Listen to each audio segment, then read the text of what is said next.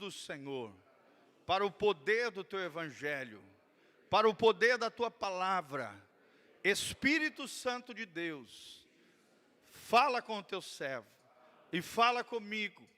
Eu abro o meu coração e peço ao Senhor que abra os olhos do meu entendimento para que possa receber a boa semente da tua palavra com o coração quebrantado e receptivo e agradecido diante do Senhor, em nome de Jesus.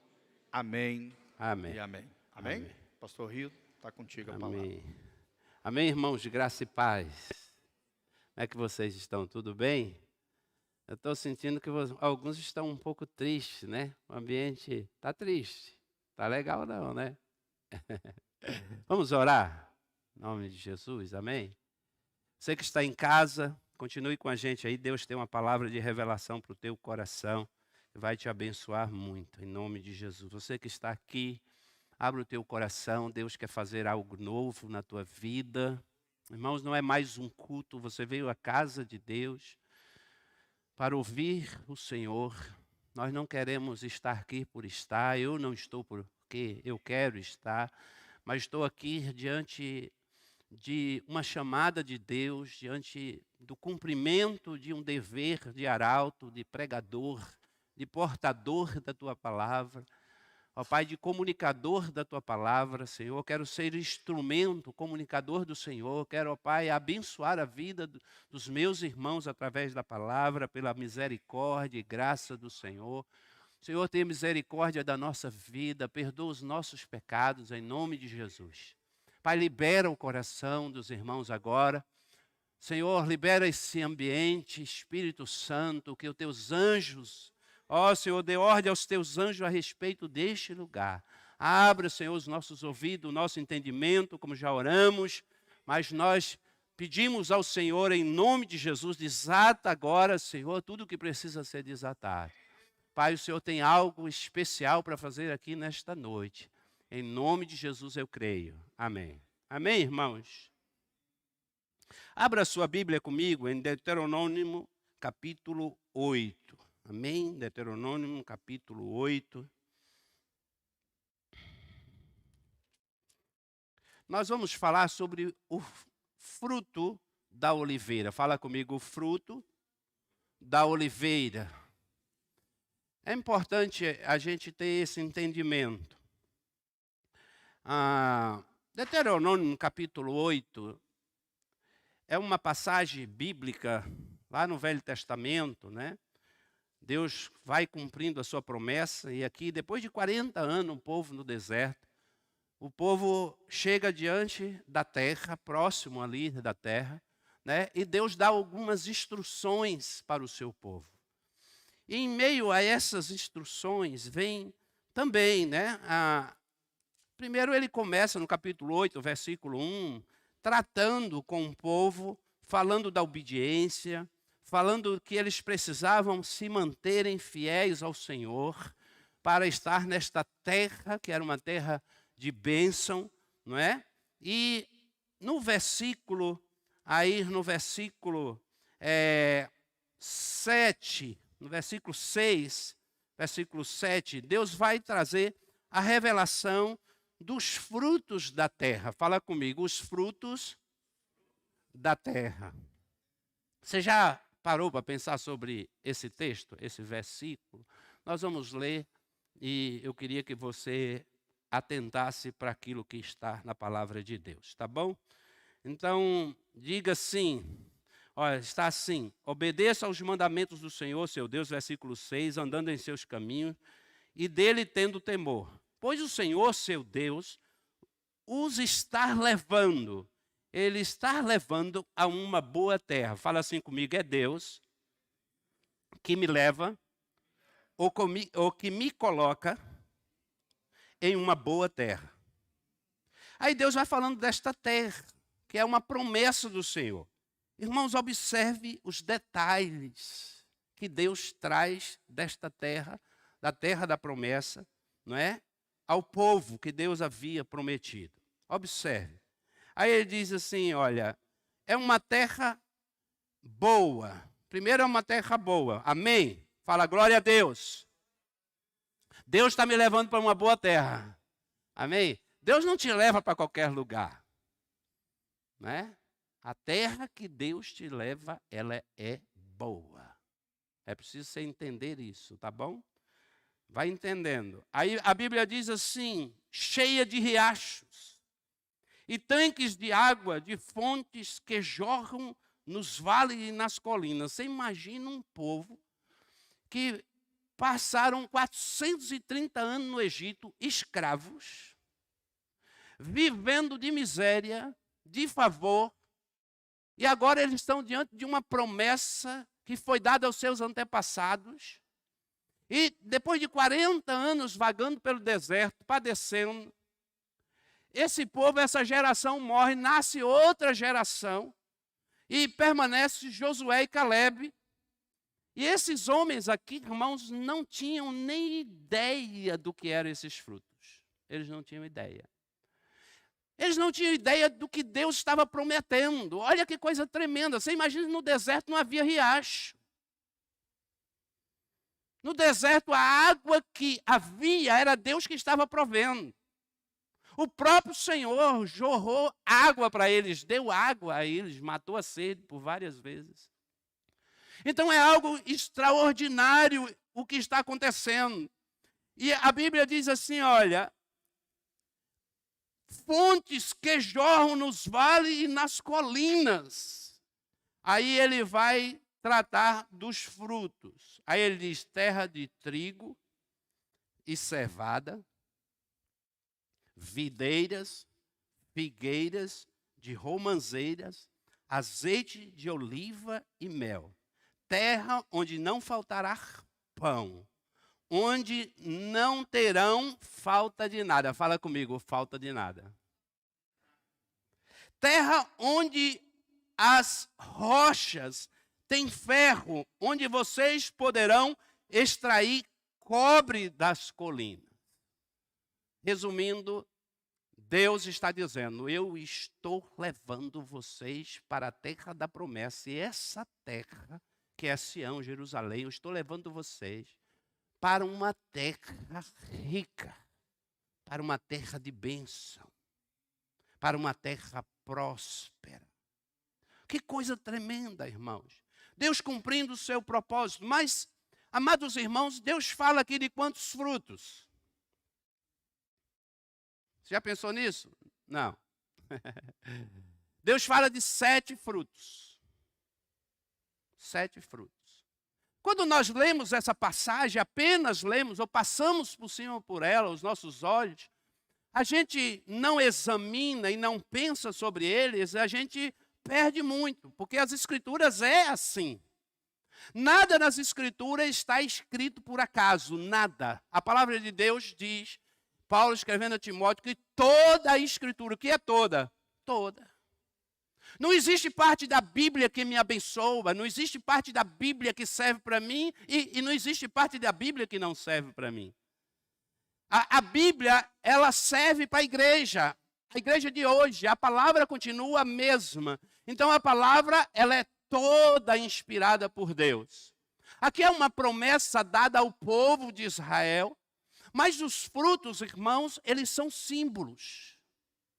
Pastor, como você pode fazer essa afirmação? Eu quero caminhar com vocês hoje, eu escolhi hoje, especificamente, Deus vai preparando as próximas oportunidades, mas eu escolhi hoje o fruto da oliveira.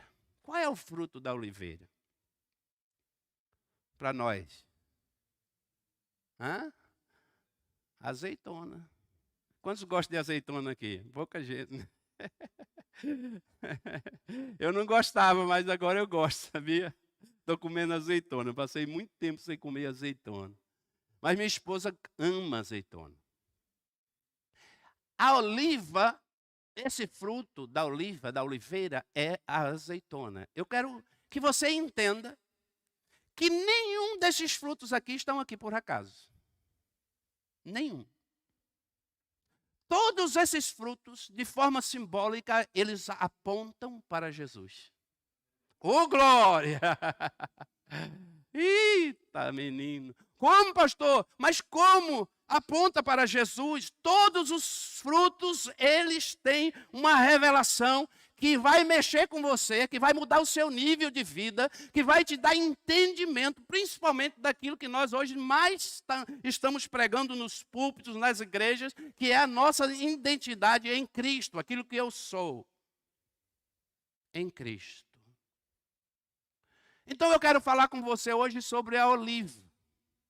Os outros frutos, por exemplo, o trigo, não é? Aqui fala do trigo, o trigo fala de Jesus, não é verdade? O que a Bíblia diz sobre Jesus como trigo? Se o grão de trigo não cair na terra e não florescer, lembra? O que é que se faz com o trigo? Pão. O que é que Jesus diz que ele é? O pão da vida. Coisa tremenda, né? Mas, pastor, e a romanceira, a tamareira?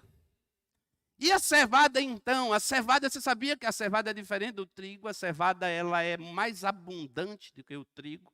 A cevada fala de Cristo como a abundância. Cristo veio para trazer vida, e não somente vida, mas uma vida abundante.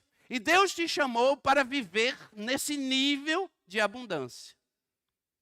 E quando nós entendemos a cevada, a terra que Deus nos coloca, que a cevada é um símbolo de abundância, Deus te tira do nível da escassez e te leva para o nível da abundância, que é muito maior a responsabilidade de administrar a abundância do que a escassez. A maioria das pessoas, elas não se perdem na escassez, elas se perdem na abundância. E aí, irmãos, a gente pode falar de todos os frutos aqui. Mas hoje eu não tenho tempo para isso, falar de uma vez só. Eu quero falar somente da oliva, o fruto da oliveira. Fala comigo, o fruto da oliveira. Amém? Esse fruto é um dos mais maravilhosos, um dos mais lindos, irmãos, que eu aprendi. Quando nós estávamos em Israel, eu ouvi muito sobre isso.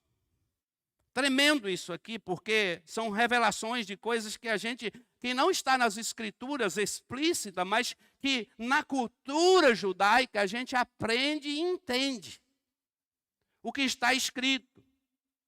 Pastor, aonde a oliveira aparece?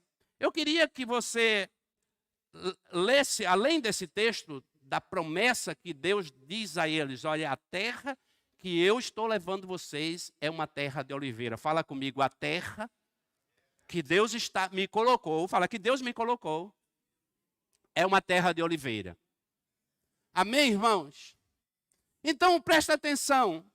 Aonde a oliveira aparece? Primeiro texto que eu quero mostrar para você, que depois nós vamos refletir um pouco sobre isso. Gênesis capítulo 8, versículo 11. Amém? Gênesis 8, versículo 11. Se puder projetar para mim, que aí eu vou ganhando um pouquinho de tempo, tá?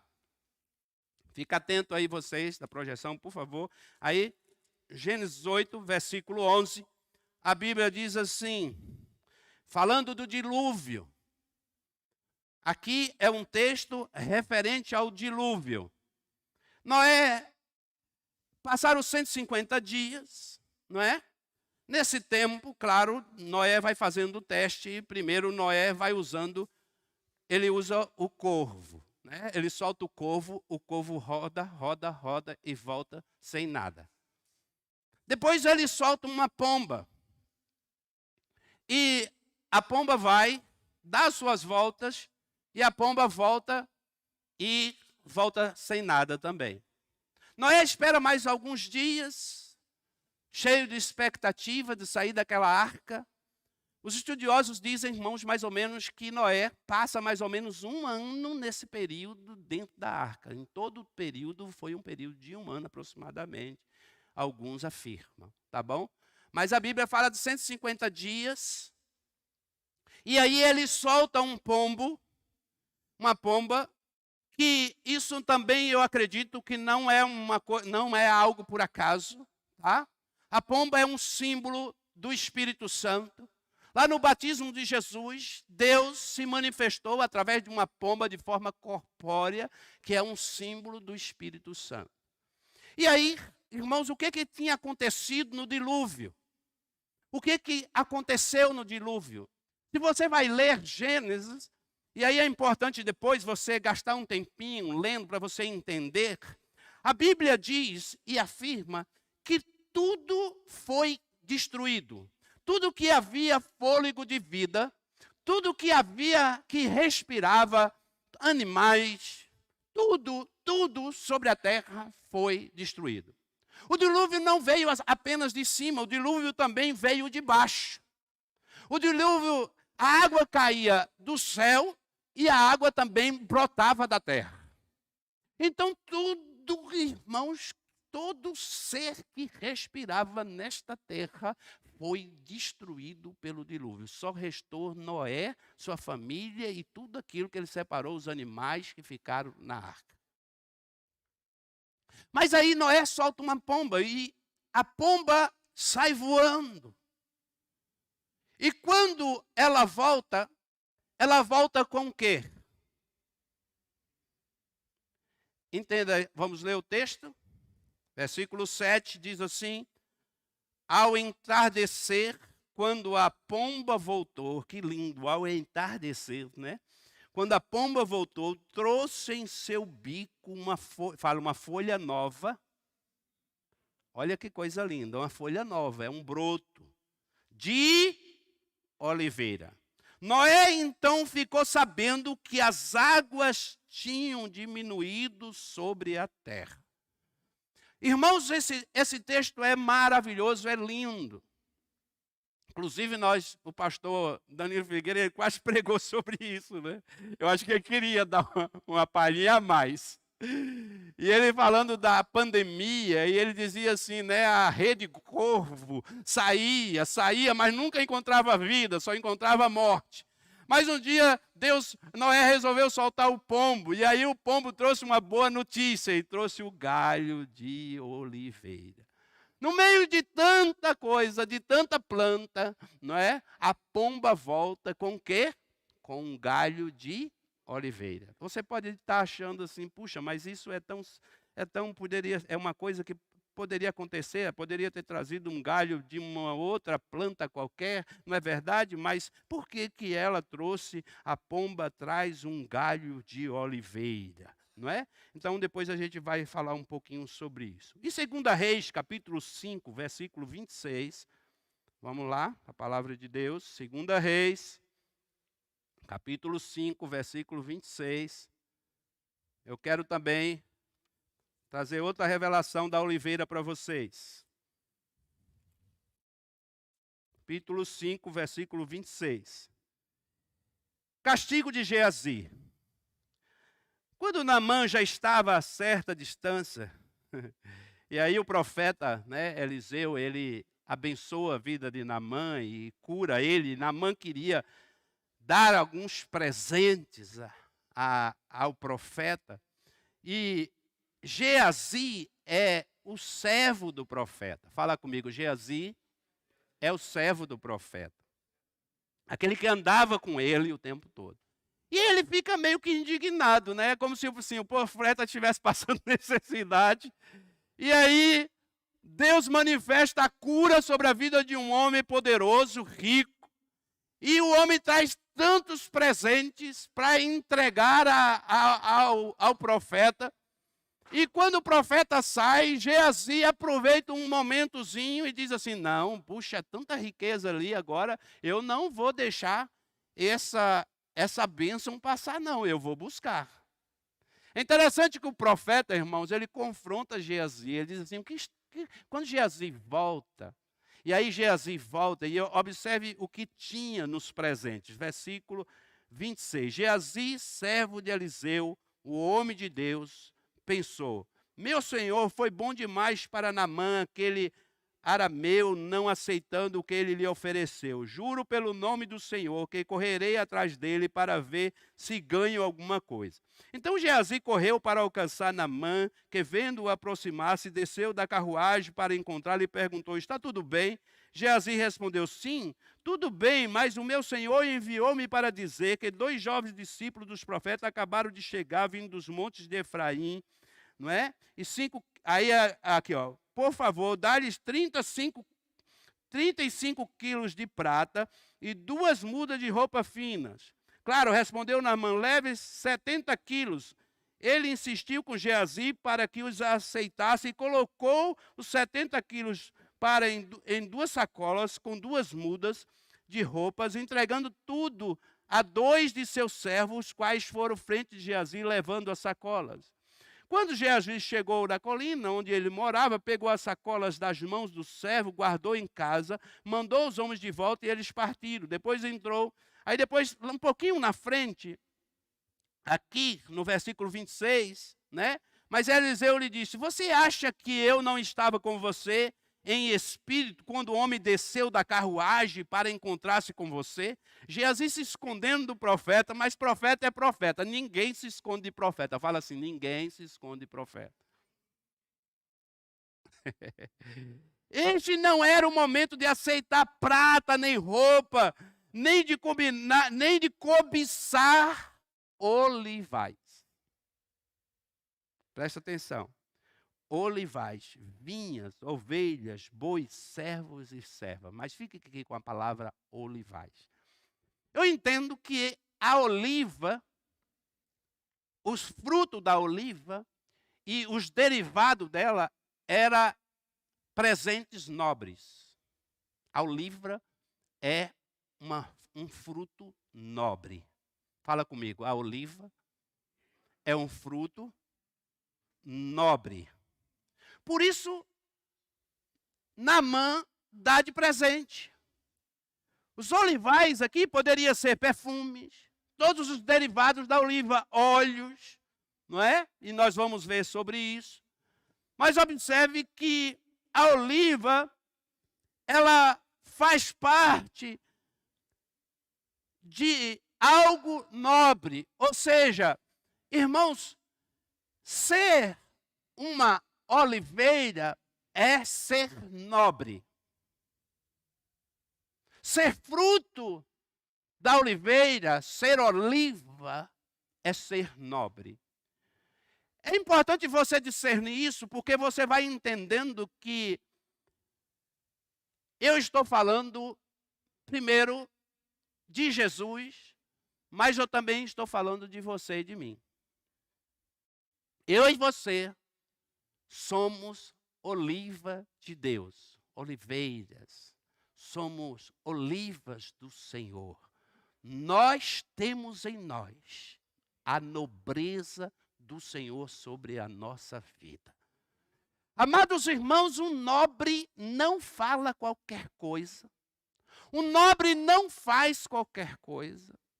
Quando você vê alguém que diz que serve a Deus, vivendo de qualquer forma, que da sua boca sai qualquer coisa, que dele o que você vê é amargura, é briga, discórdia, essa pessoa não está na oliva verdadeira. Ele não está enxertado verdadeiramente na oliveira, ao qual é Cristo. Mas, pastor, aonde o senhor achou que Cristo é a oliveira e nós somos oliva?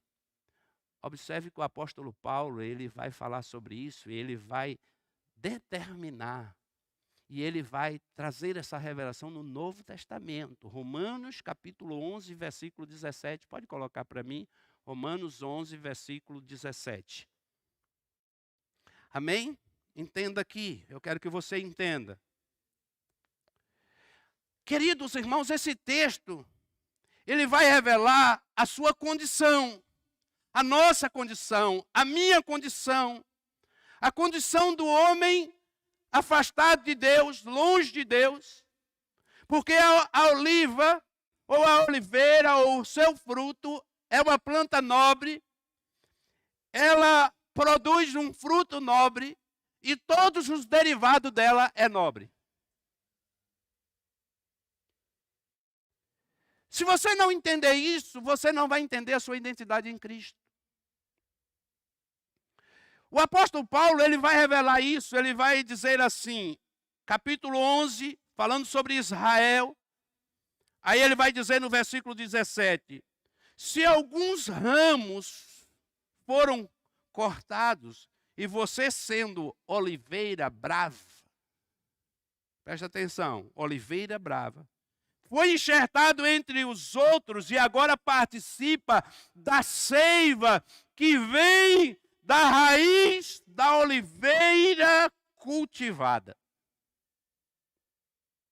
Paulo está dizendo que Cristo, ele é a oliveira verdadeira, que o povo de Israel é a oliveira, é o povo que Deus escolheu, e nós agora fomos enxertados nessa oliveira, e Cristo é o caule dessa oliveira, e a mesma seiva que sai do caule, ela passa a também me alimentar, e a minha natureza, que era de uma oliveira brava, passa a ser de uma oliveira nobre. O que é uma oliveira brava? Olha o texto. O texto está dizendo que você era a oliveira brava. A oliveira brava, ela não serve praticamente para nada. A oliveira brava, ela não dá frutos. A oliveira brava, ela não produz. A oliveira brava, se ela não dá fruto, ela não tem importância, porque o que tem importância na vida da oliveira é o fruto. Fala assim, o que tem importância na vida da oliveira é o fruto. Mas, amados irmãos, você está entendendo o que Paulo está querendo dizer? Paulo não está apenas falando que nós fomos recebidos como povo de Deus, mas o apóstolo Paulo está dizendo que você precisa estar em Cristo para que a mesma essência de Cristo, ela possa estar em você. Ah, irmãos, isso é entendimento do que eu sou. Se você não entender, primeiro, que você era uma oliveira brava, que você era uma pessoa que sem Jesus você não produzia nada, que não havia vida em você, que não havia nada que prestasse em você, mas pela misericórdia, pela graça de Deus, o Senhor te enxertou na oliveira verdadeira. E agora, irmãos, o fruto que sai de mim, eles são frutos nobres e frutos que nos abençoam. Fruto que abençoa pessoas. Então eu deixei de ser oliveira brava. Quantos aqui deixaram de ser oliveira brava? Só alguns? Você acha que ainda é oliveira brava? A Bíblia está dizendo que se você não tiver enxertado na oliveira verdadeira, você é uma oliveira brava. Se a gente for para outros textos, por exemplo, aí nós vamos... Quando a gente for falar da uva, por exemplo, lá em João capítulo 15, Jesus diz, eu sou, o que ele diz? João capítulo 15. Pode colocar para mim, só para me dar uma ideia. João capítulo 15, ele vai falar da videira, mas está falando do mesmo assunto. Presta atenção o que está falando desse texto. João capítulo 15, se vocês obedecerem os meus mandamentos, permanecerão no meu amor, assim como tenho obedecido aos meus mandamentos. Um pouquinho na frente vai... Não, filho, você está um pouquinho... 15:1. Vamos lá. Eu sou a videira verdadeira e meu pai é o quê? O agricultor. Próximo versículo. Todo ramo que estando em mim não dá fruto, o que é que ele faz? Ele corta e todo que dá fruto, ele poda para que dê mais fruto ainda. O que Jesus está dizendo aqui? Que ele é a videira verdadeira, que ele é a oliveira verdadeira, que todo ramo que foi enxertado nele produz fruto. Oliva. Oh, glória a Deus, aleluia, irmãos. E aí, amados irmãos, eu quero agora levar você para um outro nível. Eu quero levar você com Jesus em Lucas capítulo 22, versículo 39, para o Getsemane. O Getsemane, o Jardim das Oliveiras, ele fica a oriente de Israel, num lugar estratégico. Claro que hoje ela está dentro da cidade praticamente, não é? Mas antigamente, aqui nesse contexto bíblico, eles estavam um pouco afastados. Chegar lá exigia um pouco uma subida, era um monte onde Jesus foi orar várias vezes com os discípulos. Mas ali havia muitas oliveiras, plantações enormes de oliveira. Então ali era também chamado o Jardim das Oliveiras. Lucas capítulo 22, versículo 39. Amém? Vamos lá.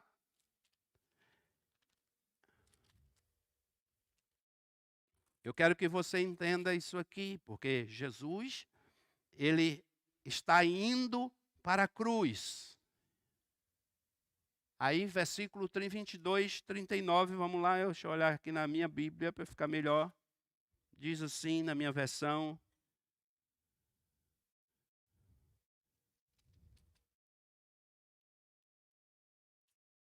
Evangelho de Lucas 22, 39.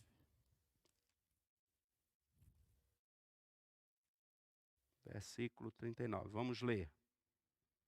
Aleluia. Como de costume, Jesus foi para o monte, fala das oliveiras. E seus discípulos seguiram. Chegando ao lugar onde eles lhes disseram, orem para que vocês não caiam em tentação. E ele afastou deles em uma pequena distância, ajoelhou-se e começou a orar. E ele diz: Pai, se quer, afasta de mim esse cálice, contudo não seja feita a minha vontade, mas a tua. Apareceu-lhe um anjo do céu que lhe fortalecia. Estando angustiado, ele orou ainda mais intensamente. Presta atenção, e seu suor era como gotas de sangue que caiu no chão. Você sabia que Jesus, ele está sentindo a dor e o peso do pecado da humanidade. E Jesus, ele está aqui, literalmente, irmãos, porque Getsemane quer dizer lugar da prensa. Fala comigo, lugar da prensa. De que prensa? De prensar a oliveira. Essa prensa era algo primitivo. Era duas pedras, não é? Que se contrapõem, duas forças. E a oliva, ela era verde, não era preta, tá? Era verde que servia para passar por essa prensa. Então, ali no Getsemane, havia uma prensa. E Getsemane quer dizer lugar da prensa. E assim como a oliveira precisava passar pela prensa, Jesus estava passando por esse momento. E a Bíblia diz que dele sai dos seus poros gotas como de sangue. Apenas orando. Apenas Jesus, ele chega a dizer: Pai, se for possível, passa de mim esse cálice. Mas que não faça a minha vontade, mas a tua. Havia uma luta, irmãos. Havia uma guerra sendo travada, assim como a prensa, havia duas forças se contrapondo. Então nós vamos entender aqui agora, irmãos, essas prensas assim. Como que acontecia isso com a oliveira? Eu quero falar primeiro da primeira prensa. Havia várias prensas. A oliva tinha um processo para produzir, né, para dar o óleo. Você está vendo esse óleo aqui? Esse óleo que a gente usa para ungir aqui os enfermos é o óleo extra virgem, tá? Hoje esse óleo se come. Você sabe que ele é bom para o colesterol, né? O HDL. Então você pode comer abundantemente na salada, jogar em cima na salada, quase todos nós comemos. Mas biblicamente, irmãos, esse óleo não se comia. Esse óleo não. O óleo extra virgem era o óleo da primeira prensa. Esse óleo era chamado óleo da unção. Esse óleo, o óleo da primeira prensa, quando se colocava ali as olivas, e é interessante também, irmãos, nós entendermos isso, como é rico a palavra de Deus, porque todo plantador de oliva, ele sacudia a oliveira, ele batia com a vara, os frutos caíam, e eles recolhiam aqueles frutos que já estavam preparados para ir para a prensa. Mas olha que coisa linda, os frutos que ficavam nos galhos da oliveira, eles eram dedicados aos órfãos, às viúvas e aos pobres. E aí os donos dos olivais, que não eram pessoas qualquer, eram pessoas de posse, eles chamavam as pessoas pobres, os órfãos e as viúvas, e diziam, pode entrar e colher, porque tudo isso aí que está nos galhos, vocês podem colher e podem usar e podem fazer o que vocês quiserem, comercializar e vender, fazer óleo para comer e outras coisas mais. Mas a primeira prensa é o óleo da unção.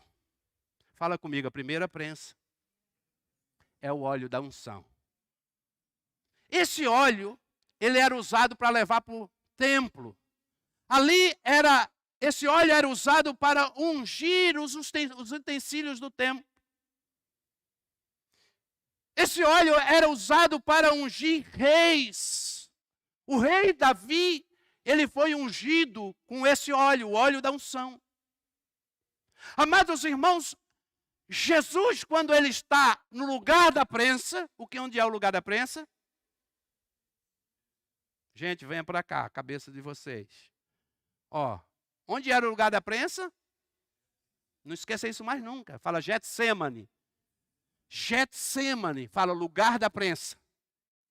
O que isso quer dizer? Que havia uma prensa lá, que Jesus estava no lugar da prensa, como a oliva verdadeira, e ele estava sendo prensado, e ele estava produzindo para mim, para você e para a sua igreja, a primeira prensa, o óleo da unção. Meus amados irmãos, o que é unção? As pessoas brincam com isso, né? As pessoas tiram sarro, uns não são, outros não, e tal. Principalmente aqueles que não creem e não têm entendimento, eles zombam das coisas de Deus, e um dia vão estar diante de Deus para prestar conta. Porque unção vem desse óleo da primeira prensa, e quem produz unção é Jesus. Através do Espírito Santo, essa unção é liberada sobre a sua vida, e a palavra unção quer dizer capacitação sobrenatural de Deus. Quando a gente diz assim, o pastor Gil é ungido, você está dizendo o quê? O pastor Gil é capacitado. Amém? Vem um irmão aqui pregar, você diz, que unção, você está dizendo, que irmão capacitado. Por que, pastor? Mas como que o senhor entende isso? Por causa de Cristo.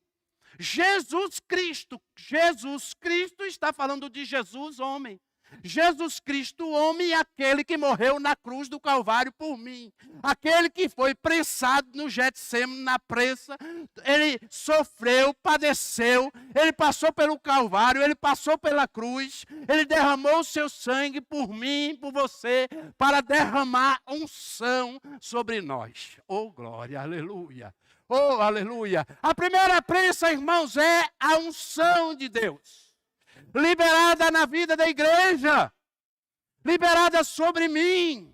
Esta unção, ela está à tua disposição. Ah, pastor, isso é para alguns, isso é para pastores, isso é para líderes. Não, irmãos, essa unção é dada pelo Espírito de Deus à igreja para viver uma vida abundante. Mas se você não entender que você é oliveira, e se você não entender que você precisa passar pela prensa, você nunca vai produzir unção. Todo mundo quer bênção, né? Hoje de manhã aqui, palavra sobre prosperidade, coisa maravilhosa. Eu chorei, rapaz. Eu cheguei em casa impactado. Você sabe que a palavra me influenciou tanto aqui hoje de manhã, que eu saí daqui e eu já estava com essa palavra no meu coração. E Deus falava comigo assim, olha, você está debaixo de uma unção de nobreza, porque a oliva é nobre, e você vai sair daqui e vai comprar um cupim para comer com a sua esposa. Para o Espírito Santo comprar um cupim. Eu falei, mas eu nem estou pensando em cupim, né? Aí eu saí, peguei o carro, comprei um cupim, cheguei lá, amor, senta aqui na mesa. Quando eu abri aquele cupim maravilhoso, Gil do céu, caí dentro do cupim. A Lu disse, amor, você vai comer tudo isso? Falei, amor, faz tanto tempo que eu não como cupim. Sabe por quê? A gente gasta dinheiro com tanta coisa. E a palavra de Deus falou tanto comigo aqui agora de manhã, porque eu estava, irmãos, quando nós estamos sensíveis à voz de Deus, Deus fala com a gente. Deus diz, olha, você é próspero, você é abençoado, você foi chamado para comer, viver o melhor desta terra. Irmãos, esse espírito de mediocridade que está dentro da igreja, irmãos, as pessoas estão dizendo assim, olha, às vezes alguém quer te abençoar, às vezes Deus está liberando uma palavra para você, e você diz, eu não mereço, porque eu estou assim, porque eu estou assado. Irmãos, entenda uma coisa, você é alguém que Deus separou para produzir unção. Oh, glória! Aleluia! Mas tem um preço, tem um preço. Qual é o preço? Passar pela prensa. A maioria não quer. Passar pela prensa. A minha vida nunca foi fácil. Nunca tive facilidade, mas há óleo. Há óleo sobre a minha cabeça, irmãos. Oh, glória. Há óleo sobre mim.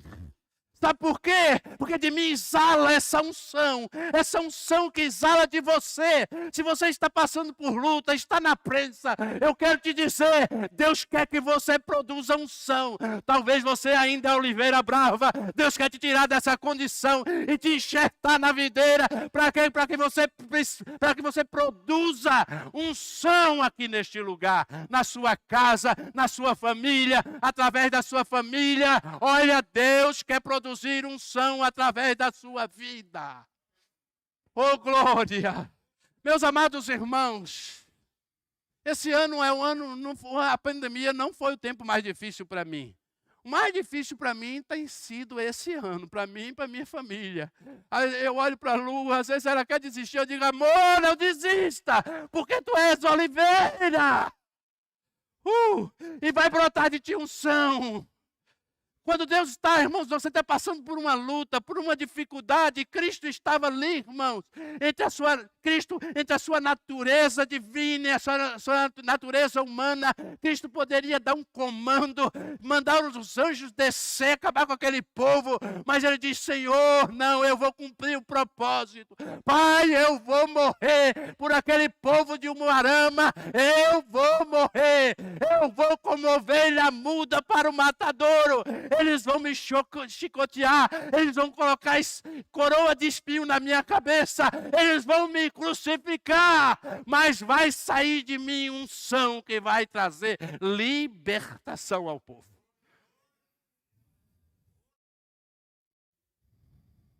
O que tem saído de você, irmão? O que tem saído de mim quando nós estamos sendo prensados? É muito fácil a gente ser alguém, irmãos, quando a gente está sempre na bênção. Mas quando você está sob pressão, o que sai de você? Lá na sua casa, quando você, por exemplo, somente isso mexe com a gente, homem, né? Quando falta dinheiro para comprar as coisas que você gostaria de comprar, que alguém te cobra, o que sai de você? Murmuração? Ou você diz pela unção, dizendo assim, Senhor, eu tenho um Deus que me supre, eu sou alguém que o Senhor me separou, e eu quero te dizer, Pai, o Senhor vai prover, o Senhor vai agir, eu vou agir pela fé, porque eu creio no Teu poder, o Senhor já morreu por mim, o Senhor já liberou uma unção sobre a minha vida, sobre a minha casa de provisão, e eu creio que o Senhor vai prover, ou sai da sua boca murmuração. Você briga com a esposa, briga com o filho, sai de casa, você dá vontade de sumir. O que brota de você? Irmãos, porque quando nós estamos no caule, nós recebemos da mesma seiva. É difícil as pessoas entenderem isso, mas assim, a mesma seiva que desce do caule é a mesma seiva que está em você.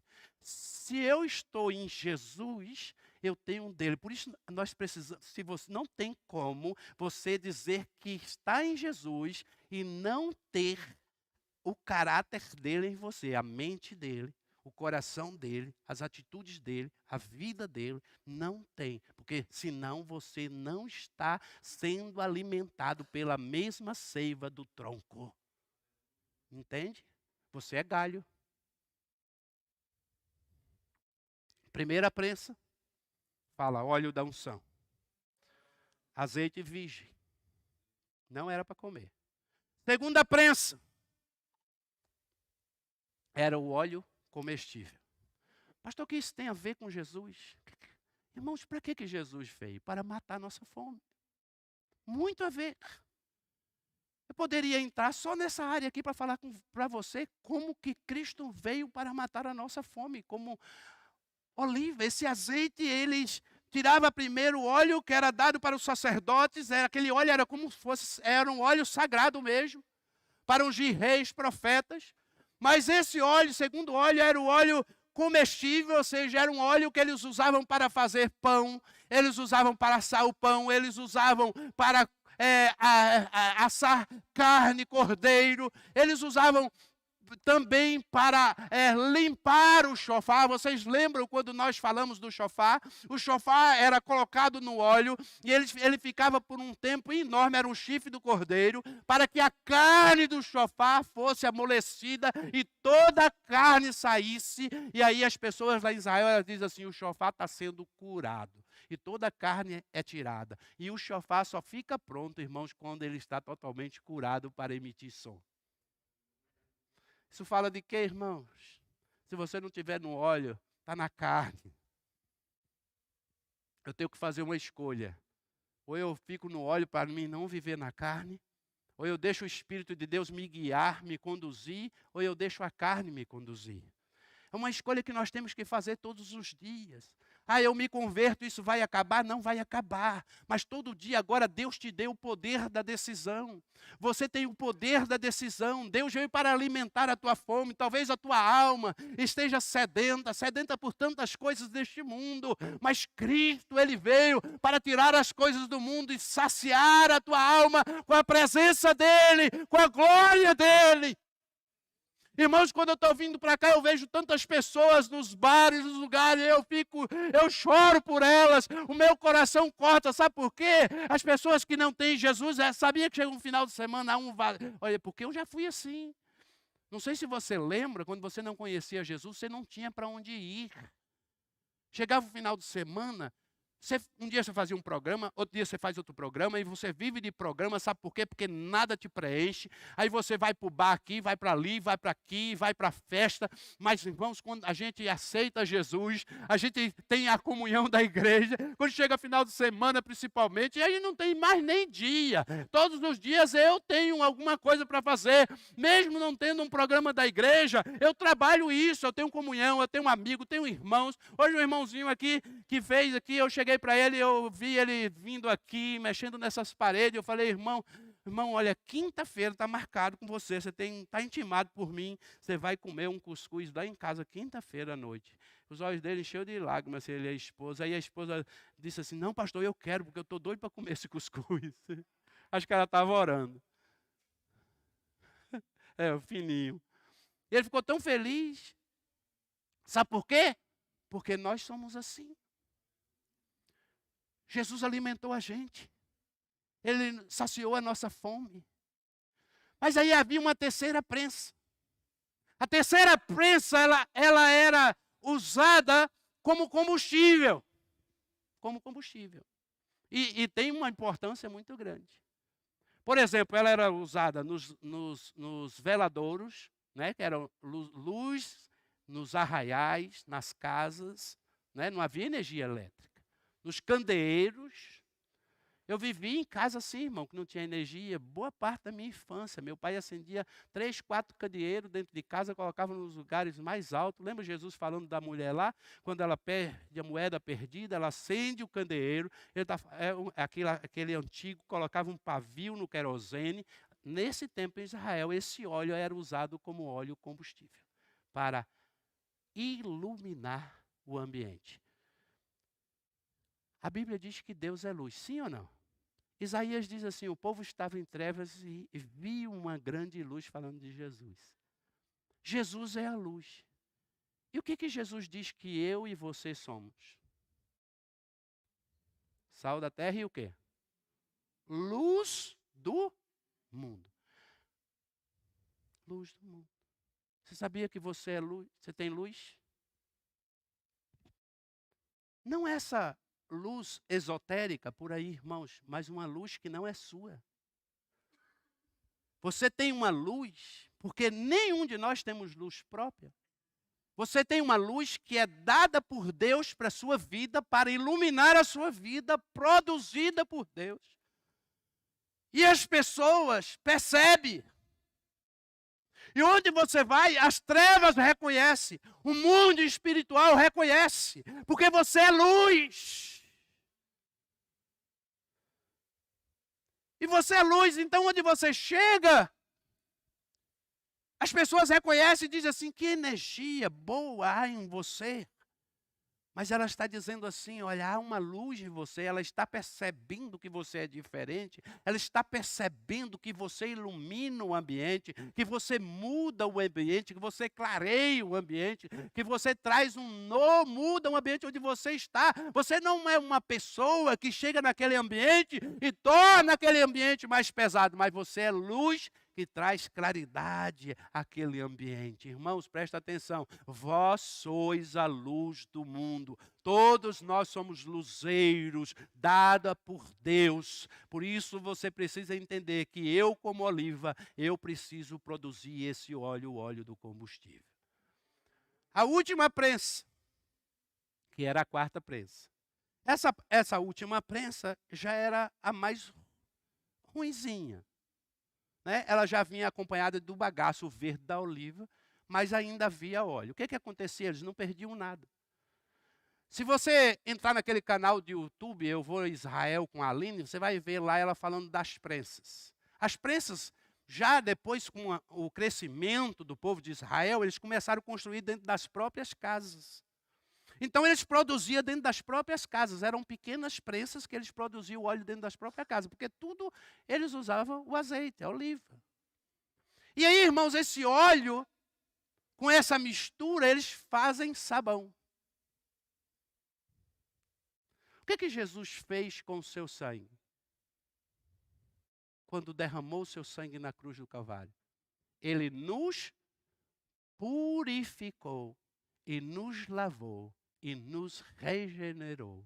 Amados irmãos, todos nós fomos limpos pelo sangue do Cordeiro, pelo óleo, pelo sabão, irmãos. Meu querido, amado irmão, todos nós, se você não estiver limpo, e aí tem uma importância muito grande, porque eu sendo luz, eu só vou brilhar, eu só vou refletir a luz se eu estiver limpo.